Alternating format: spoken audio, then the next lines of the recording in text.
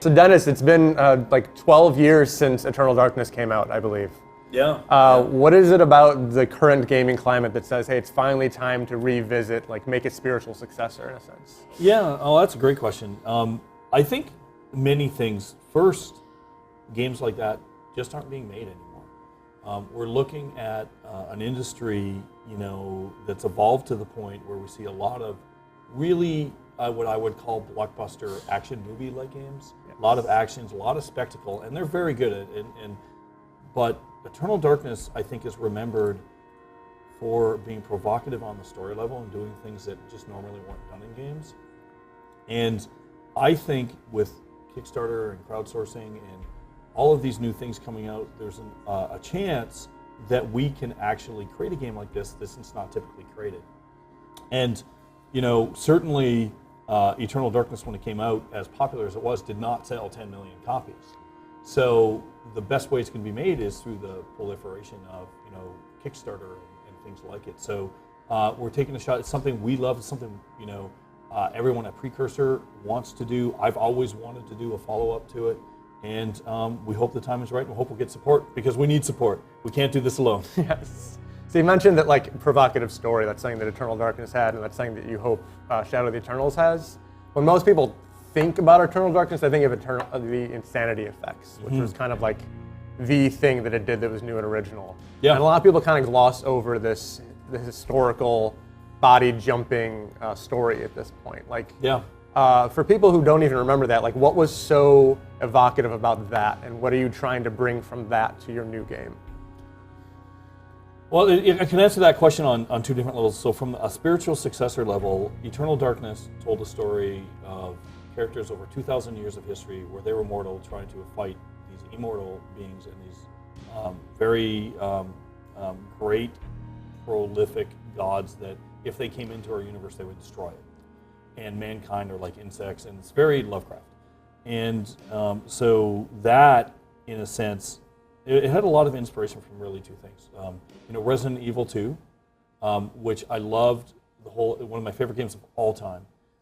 Where you'd see a story from different perspectives. Movies like Hero, the Jet Li one, the good one,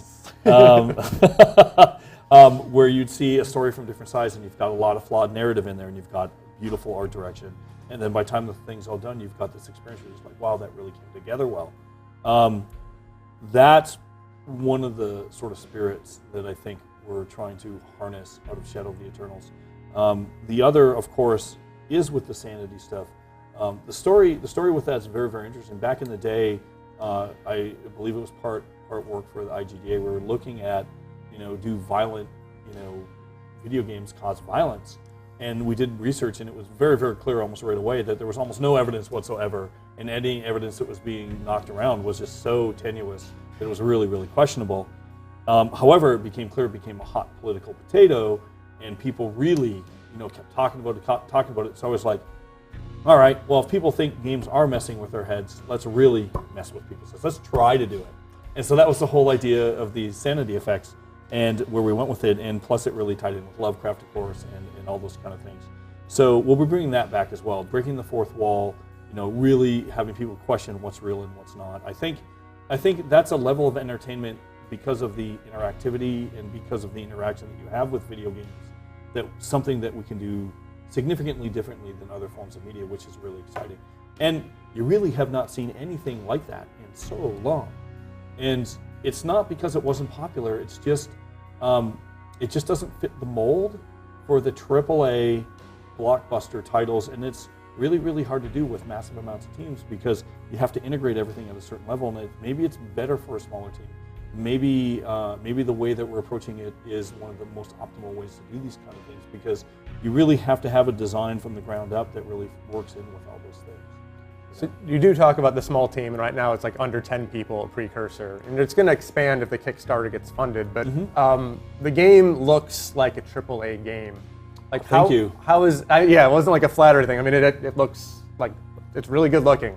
Thank you. Like how are you going to deliver a game that looks like this level? You're making a CryEngine 3, which is one of the best around. How are you going to do that with so few people? Like is it possible to even deliver that kind of end product? I think so. Well, what you're looking at there is a labor of love over the past 10 or 11 months of us working together and working on all that stuff.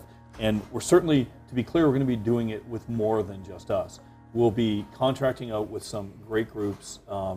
Lemon Sky is one of them that we worked with in the past, and probably some contractors on cinematography. So as an example, I don't know if you ever saw a viral video we made a few years ago called The Goblin Man in Norway.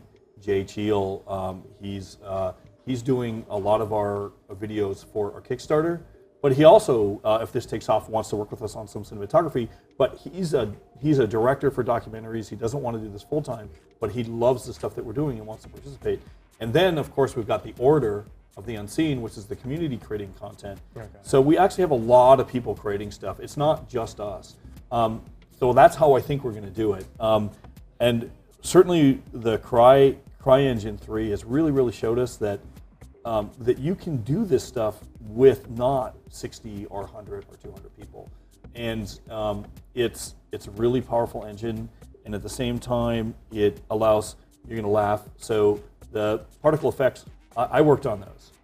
So, and a lot of people wonder what my role is and stuff. So I worked on particle effects. I did some of the Flash work for the interface. I'm not very good at Flash, but I was able to wander my way through it and get it all done. And we're all at Precursor doing different jobs. It's not, I guess when you get to a larger company, you get specialists that I do textures. Well, it's not that way. Everyone does anything that they have to do, whether it's writing AI or doing things, and that's what these small teams call for. And in a sense, it really is a way of doing games where everyone's a part of it. You don't feel like you're a cog in a wheel, you feel like you're a creator. And I think that brings a special love to it. And I'm seeing the difference now. Hopefully, people, when they're looking to back the project, will see that. We're really excited about it. We need the support. Hopefully that comes through. Yeah. So when you released Eternal Darkness, it was before Resident Evil 4 came out. And Resident Evil 4 kind of changed everything forever, basically, because now there's no such thing as survival horror for AAA games. It's action gothic, basically. So is your game going to follow like in a post Resident Evil 4 world, or is it going to kind of ignore that happened and just like, hey, we're going to go back to the roots of the genre? I would say we're going to ignore that happened. And the only reason I say that is that what happened there is you have large teams checking off checklists in order to sell millions and millions of copies that fit within the AAA marketing mold where they can have flashy commercials. And we're going to rely on popularity and word of mouth that, hey, this is a cool game. And for the first 6 months, when Eternal Darkness launched, drove us crazy. Everyone said, oh, that Resident Evil clone. And then every time someone said that, well, you didn't play that. Have you played it? Because it's not like Resident Evil. It is a horror game, but we made all kinds of mistakes. Even then, we made all kinds of mistakes. It was a terrific game, but the first demo we showed had zombies in it.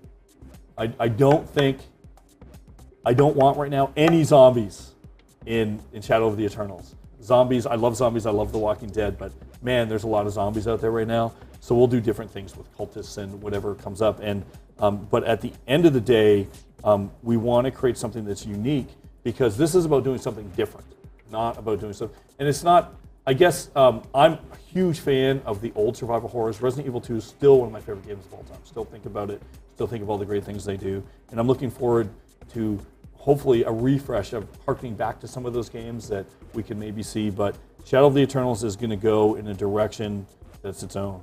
So we'll see where that leads. So now you're an indie team, and Yes. you're trying to get crowdfunding. Are you trying to appeal to everyone in this huge market, or are you just trying to appeal to like the Amnesia crowd? If we try to appeal to everyone, it's just going to get watered down and go back down that AAA chute, and it's not what we want.